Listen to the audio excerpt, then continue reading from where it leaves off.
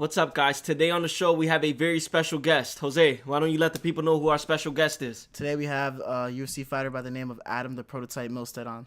Adam, thank you so much for joining us today, man. Thank you so much for having me. So, Adam, obviously you're a fighter in the UFC's heavyweight division, but if you don't mind for a second, I'd like to take it back to your roots. Where did this lifestyle begin?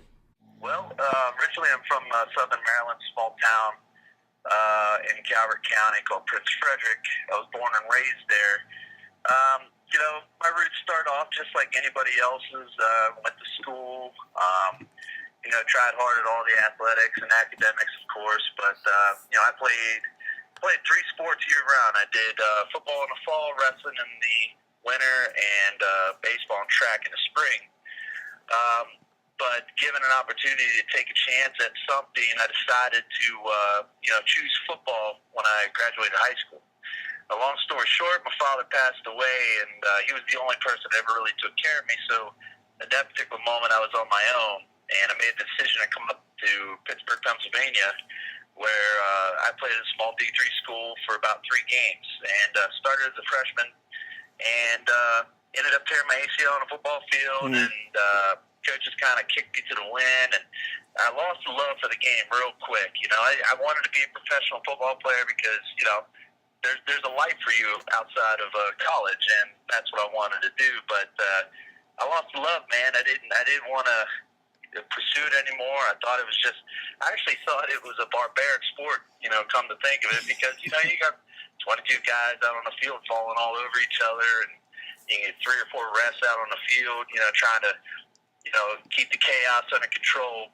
And, so to speak, my knee blows out. And,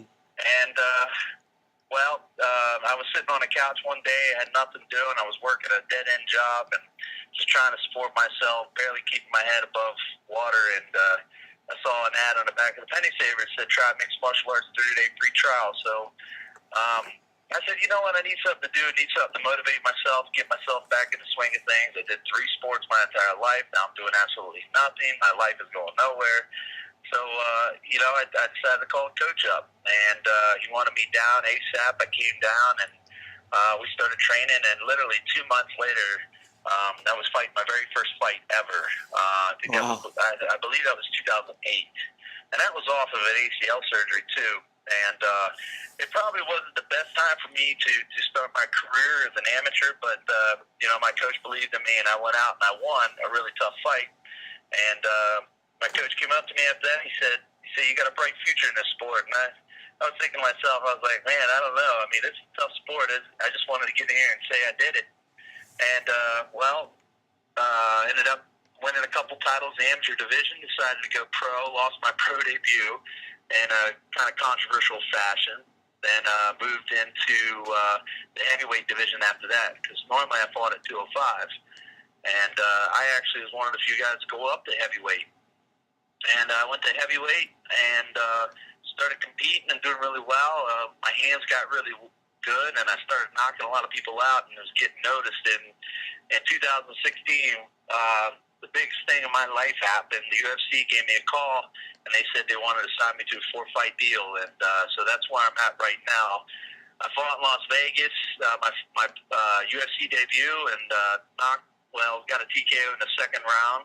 And then, of course, a lot of people know this, in Houston this year, February 4th, Super Bowl weekend, ended up fighting Curtis Blades. And that fight didn't go necessarily the way I wanted to go. It tore my ACL on my right knee this time. So now I'm working to get myself back to it and get back in it. But it's a dream that I'm going to do everything I can to keep alive. And for me personally, it's going to be my downfall one day, but I can't quit. I don't know what the word quit means. So I'm going to keep doing everything I can to get back in that cage.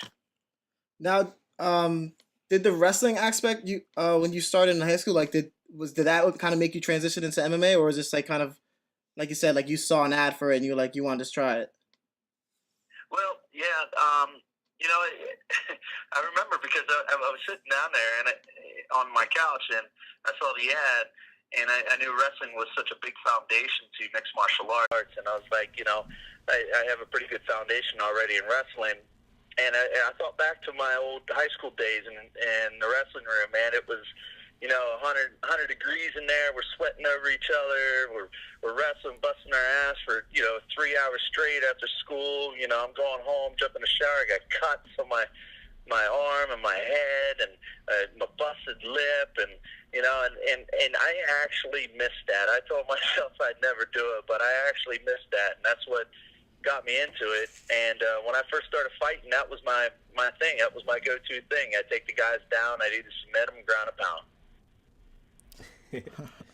So, like, I'm sorry, I forgot what I was gonna say. So right about now, in this day and age, the landscape of the UFC, I don't know. I think that, and I've always thought this, Adam. I think that right now the sport is, when we look at it from a grand scheme of things, the sport is a baby, man. It's very young, this sport.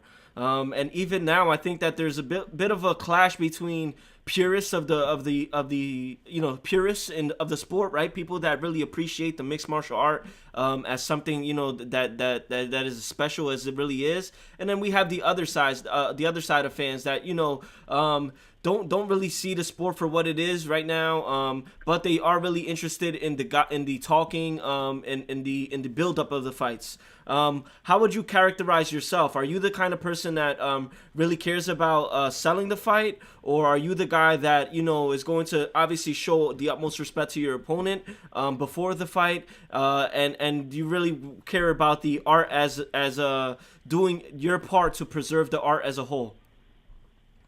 Oh, I'm definitely all about respect, man, and you got to give respect to somebody who's decided to sign a contract, basically, dig into your life for the next 2 months and work his butt off to try to beat you. And it's a challenge, and it's one of the greatest challenges we'll ever face is just going in that cage and having everything come all down on you. There's so many other sports that we do that you can rely on the next person. Football, baseball, there's so many different team aspects, but when it comes down to mixed martial arts, it's the truest competitive sport there is. I mean, everything is all on you when you're inside that cage. For me, is the talking.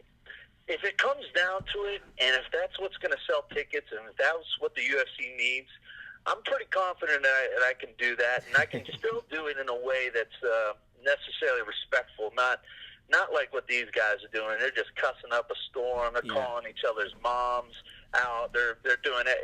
I would never do that, but I've built it up. I mean, that's what sells tickets. But I think this day and age, this sport, it's young. It's really young, and it's not like boxing. Boxing's been around for years, so you got all the old guys who got all the money. You got all the promotions, got all the money. So, of course, they can have a bigger fan base because there's bigger money.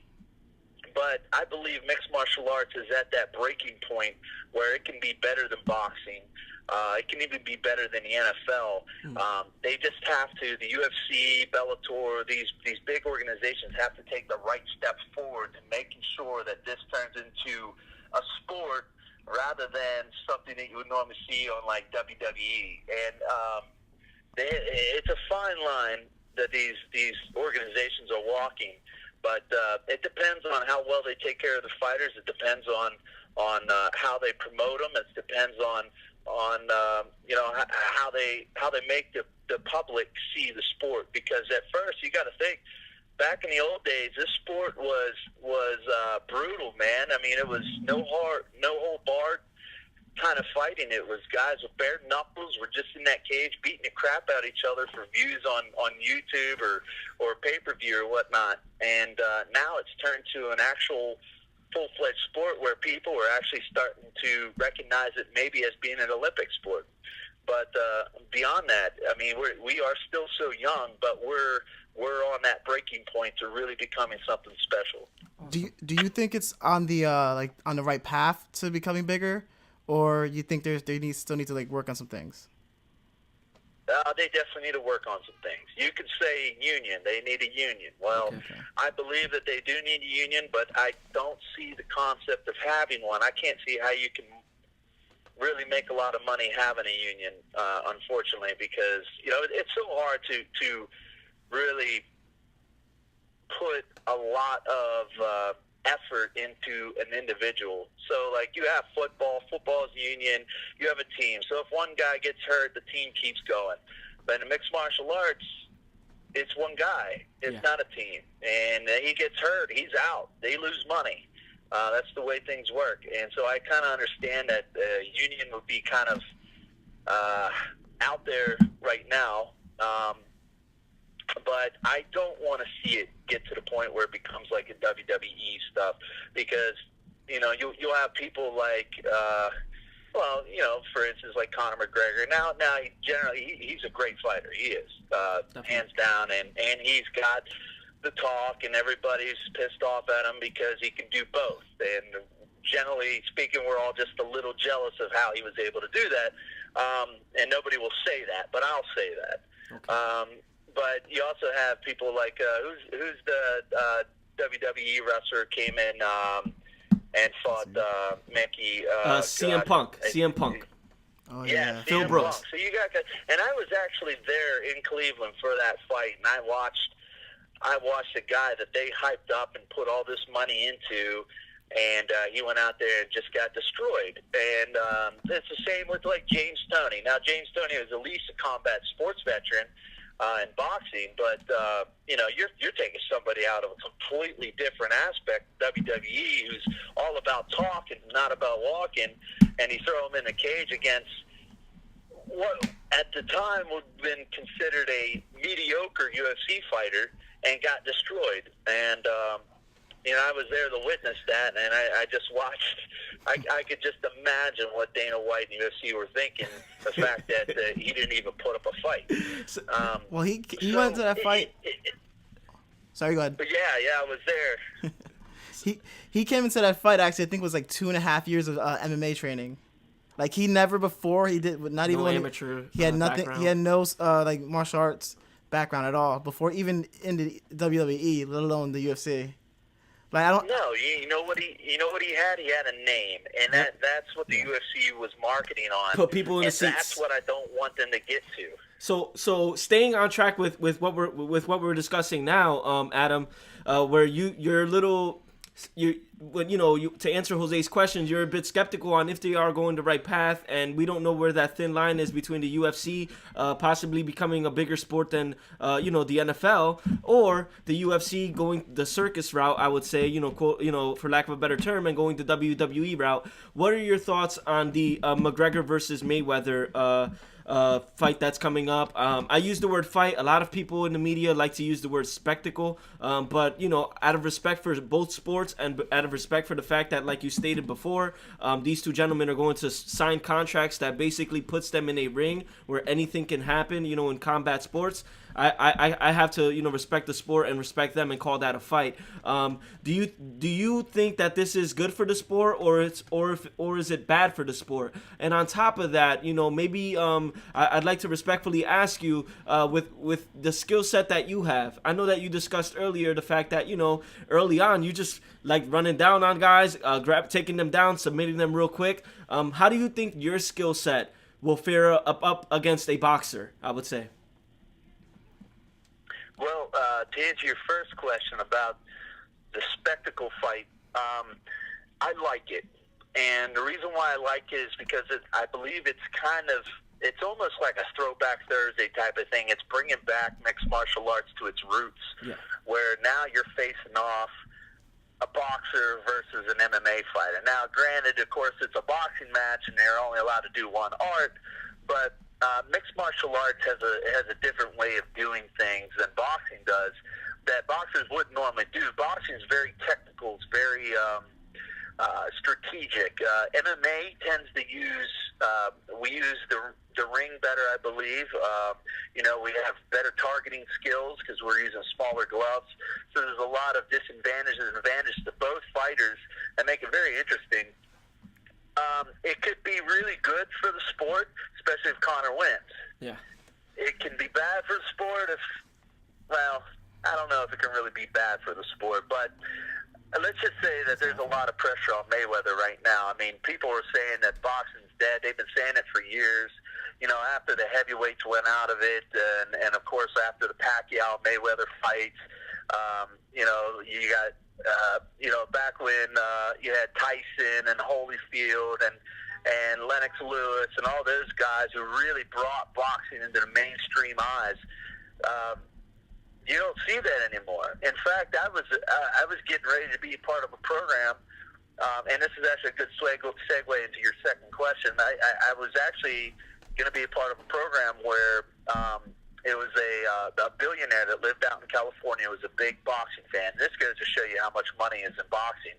This guy messaged me and hit me up, and I thought it was a scam, and it turned out it wasn't. But he messaged me, and he said he's such a big boxing fan, and he wanted to bring the heavyweight boxing back into the boxing scene. Because you got who is the guy that just retired, Klitschko? Yeah, Yes, Klitschko. I can't remember his name. Yeah, he just retired, and now you don't really have much anything else going on in the heavyweight division. But anyways, he was bringing me in, and he was going to pay me to be out there for 2 months straight, train under his coaches. He would pay for my meals, he'd pay for my workout sessions, pay for travel, pay for room and board, all that stuff. He would do all this as long as I went out there and I boxed as a heavyweight. And I was that close to doing it, and something just told me not to. It was just like, And eventually the program did die. I had a buddy of mine, was a good sparring partner, Ed Lattimore. He actually went out there and competed and did really well until, of course, that program died. And but anyways, boxing in itself is just, it's a big part of mixed martial arts. And getting into your second question, like boxing in itself, like for me, if I was to go up against a boxer, I believe that I'd have the ability to do pretty well, considering that's the majority of my sparring partners is professional boxers. I get my ass kicked, but I do a pretty good job of standing up and dealing with it. Now, so it's not a laughable idea, right? It's not something that's just laughable. I mean, it's something that's it's for real. No, it's for real. And boxing is such an important part of mixed martial arts, and people don't realize that because they see the kicks, they see the takedowns, they see the elbows, knees, all that good stuff. It really is, because it's the foundation to our striking. Now you can get into Muay Thai, you can get into kickboxing, Dutch boxing, whatever, Taekwondo.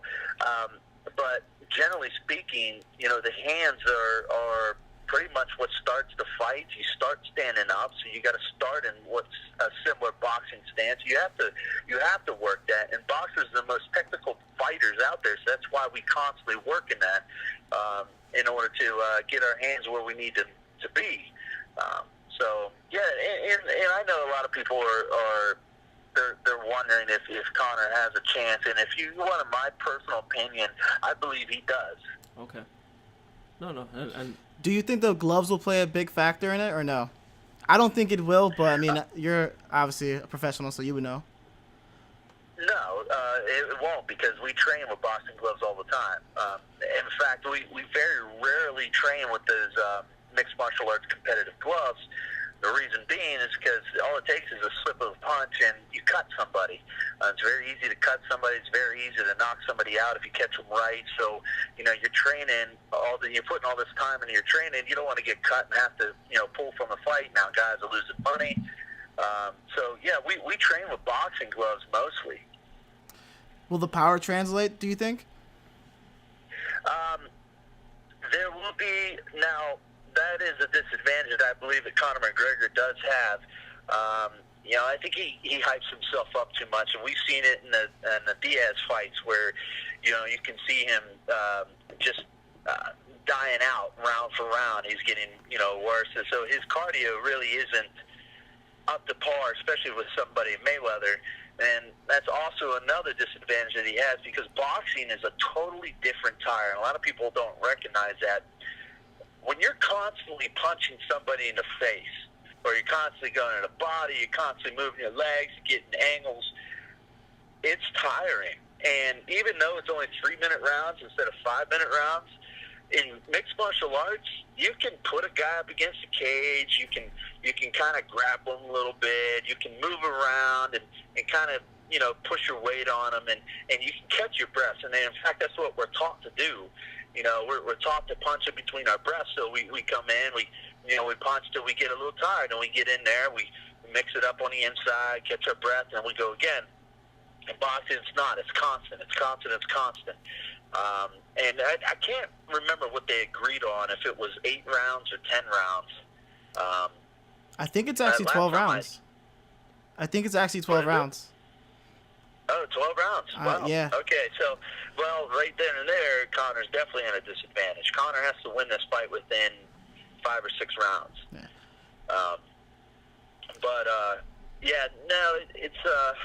It's boxing is, like I said before, such an important game of MMA that people who are completely writing off Conor McGregor don't really know what they're talking about here.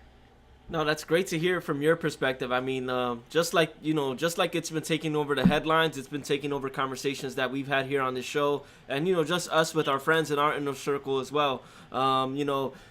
Us looking at the sport from a purist standpoint and understanding that it's not just two guys, that it's not like how it used to be in the beginning stages where there wasn't any like weight classes or anything like that. Us understanding that there's certain weight limits and different things like that and certain rules. We've been taking the fight very seriously, and I think that's a flaw of a lot of the fans that are not purists of the sport, where they just they're not taking it serious. They're thinking that this is a joke. But a lot of people are going to be surprised by McGregor's ability to box in there. Now, do I personally think that he has a chance? Unfortunately, I don't think he has a chance. I think that maybe against a mid-tier boxer, the result would be different, but definitely not against someone like Floyd. I think that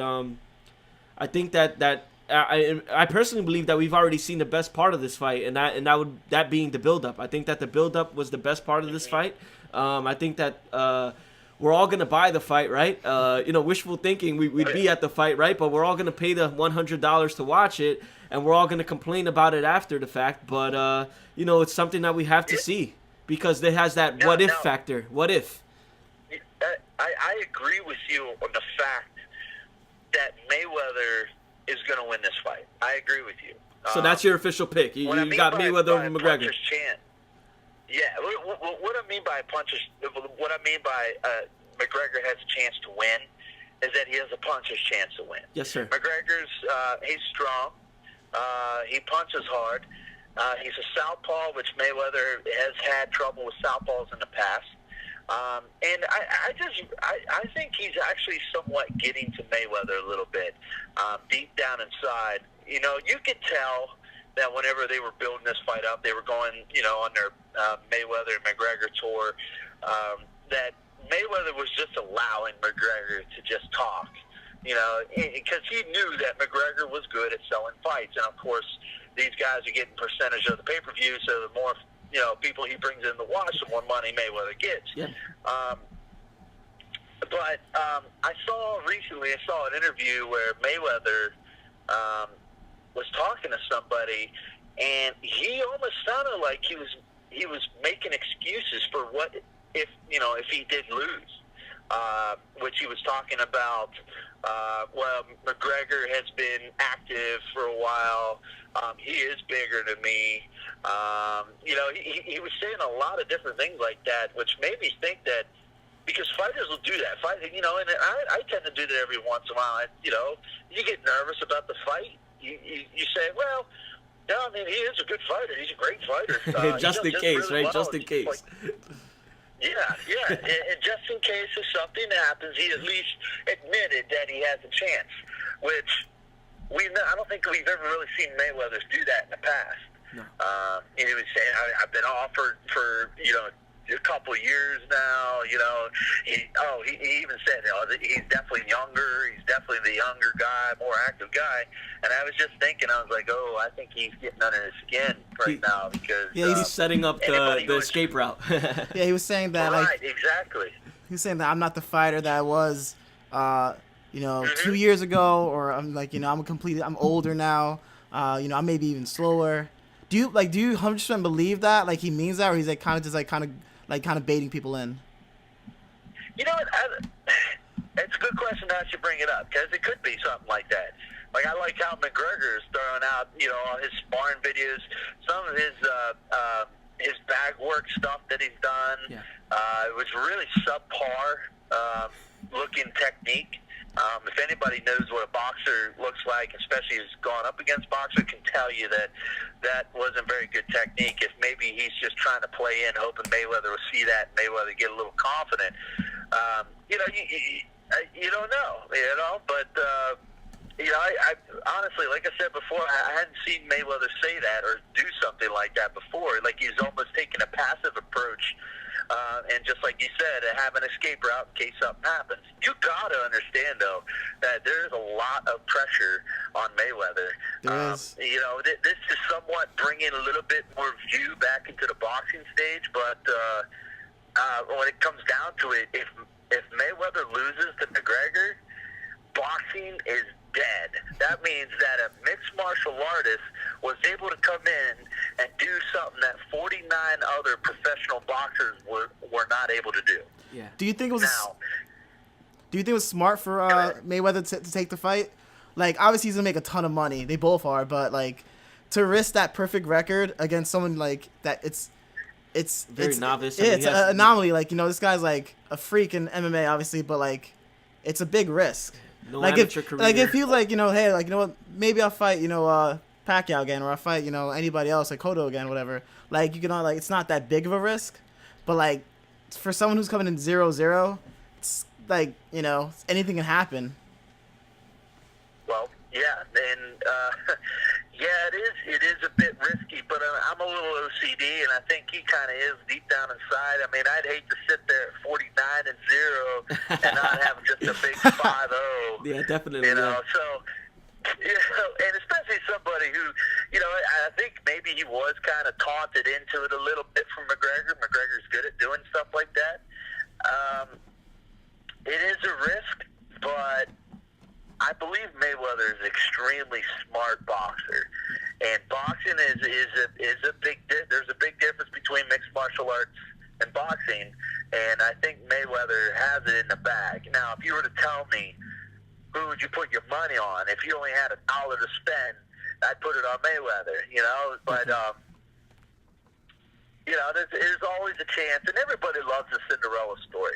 I'm not saying that Mayweather is a bad or good guy, but he hasn't really done a whole lot to really help his image, and I think a lot of people are getting behind McGregor because of that. But at the same time, I think everybody else out there knows that McGregor is such an underdog that it would be incredible if he just come out and pull off a win. And I think that's the reason why everybody wants to watch it. But when it comes down to it, I think, just like you said before, we're all going to be really disappointed the day after. It's going to be a 12-round, run-around fight. Mayweather is going to play defense, and McGregor's going to tire himself out. That's the way it's going to work. Do you think McGregor will win any rounds? No. No? I don't. That's interesting. Yes, because number one, it's Mayweather's. Is it his promotion that's putting this on? It's mostly his, and then I think Conor has a little bit stake in it as well. Yeah, that and boxing has scored in. I know it's kind of strange, but boxing has definitely scored a little bit different than MMA. Boxing has judges there to watch the punches and see the punches land. As in MMA, they're looking for the most aggressive fighter. They're looking for the guy who has the best position in a fight. So if it goes all the rounds, I don't think McGregor has a chance to really win a fight or win a round. But if he does, it'll be within the first 3. All right, we really appreciate that that McGregor Mayweather breakdown with you, Adam. It really is something else, to hear and to see when it's coming from someone that's actually been in the octagon, someone that has that professional, nature to them, and it's really a breath of fresh air to hear someone like you break it down. Other than us that we're just like average fans of the sport. To hear from you, it really means a lot. But my next question is what's next for you? What's next for Adam? Well, a lot of people have been wondering that, and I'm staging for a comeback, man, and awesome. I can't let the sport go. Like it's something that's deep inside of you. You're talking about who I am personally as a fighter. Am I the guy who wants to talk and make it a show? Am I the guy that's going to be respectful? I'm the guy who wants to be the warrior. I'm the guy who wants to be the toughest fighter inside that cage. I don't care about whether I'm the best fighter in the world. I don't care about that. I want people to recognize me as somebody who never gave up. And I have an opportunity here to continue that and do that and help inspire and motivate other people that might be going through the same thing. So I'm rehabbing, I'm pushing my body, I'm going through different types of procedures in order to get my body to the next level. I'm doing everything I can to get back in that cage and be the best, be the toughest fighter in there. A lot of people have been wondering, am I going to stay heavyweight or am I going to drop weight? And I made the decision. I'm tired of being the little guy in a fight. I'm tired of getting slammed around, even though I was winning some fights. It's time for me to go back to where I came from. So I'm going back to 205. Woo! So we just got an exclusive. You just gave us an exclusive, Adam, huh? You gave us an exclusive here on the show? Yeah. Awesome. So you'll be going right back to the light heavyweight division. That's awesome. I was gonna ask you before, did you move up to heavyweight because the cut to like light heavyweight was so like hard on you, or just just to feel more comfortable? Well, it was definitely feel more comfortable. Fighting is stressful enough, obviously, as it is. Without adding the stress of making weight and stuff like that. But I tell you something that's always been an issue for me, and this is personally speaking, and I'm sure a lot of other fighters deal with that. When you're leading up to the weeks of the fight, like I start getting that fire, that burning deep down inside, like about a week and a half before I'm ready to head out there, man. And all I'm thinking is just, I'm going to do this, I'm going to do that. What if he does this? I'm going to do this, I'm going to do that. And I build myself up to the point where I start stressing myself again. So what I'm thinking now is maybe I'll just give my mind something else to think about, and that being the weight cut. And I'm not worried about, so much the fighter itself, but actually getting on a scale and making weight. I got about 25 pounds to lose to get down to 205. I'm pretty sure I can do it. In fact, no, I know I can do it. Awesome. And I fought some really, really big guys in the heavyweight division. I stood toe-to-toe with them. So going down to 205, I don't think I'll have a problem with that. Do you think because I was gonna ask you before, like the heavyweight division's like kind of like the top is like the top, and then like you can go on a run, like you can win 2-3 fights and boom, you're right there, top 15. Do you think that can happen for you in like the light heavyweight division? Do you think like you can commit? Yeah. Go ahead. Yep, it's still like just as the heavyweight division is, it's still wide open. They're doing, and it's. You got to think, like heavyweights to get into UFC, a lot of them drop down to light heavyweight. And then you got a lot of heavyweights who brought in to fight light heavyweights will drop down to middleweight. And there's so much fewer heavyweights out there. So you can only imagine, what the UFC is trying to do to bring somebody up. I mean, you look at the heavyweight division itself, it's the same 3 or 4 guys that are fighting each other. Yep. You got Cain Velasquez, you got Junior Dos Santos, Stipe, obviously the champion. And the light heavyweight is similar. There really isn't anybody there that's providing a marketing value for the UFC. Some people that they can really get behind. A lot of the guys are getting older. You got Daniel Cormier. What is he? He's in his late 30s. He's like you got 38. John Jones is now. Yeah, you got John Jones is 30s now. You got who is it? Gustafson's up there. I forget what Glover Teixeira. Yeah, Glover's I think 37, 38 also, and he's just been knocked out nonstop. Yeah. So I think there's definitely space there. There's definitely space there that if you were to string together a few wins here and there and be, in impressive fashion, I definitely could see you being up there with those guys in no time. Adam? Yeah, I agree, man, and that's my game plan. So we'll see. No, and I think that you're the type of person, and you've proved it in the past, that when you really have your mind set to something, you usually make it happen. So So we really appreciate you coming on the show, Adam. It means a lot, like I said before, you taking the time to, break bread and break your knowledge down to just, average fans, fans of the sport, fans of yourself. And we really appreciate that. You always have an opportunity on this platform to come in. You actually gave us an exclusive today, which was awesome. You're the newest member of the light heavyweight division. And I definitely could, and I think I could speak for both of us here, and for most of the people that are watching, that we could definitely see you in that light heavyweight picture in no time. Because if anyone can do it, it's you. I mean, you've proven that in the past. Thanks, man. That means a lot. Thank you so much for having me on. Thank you. Thank you, Adam.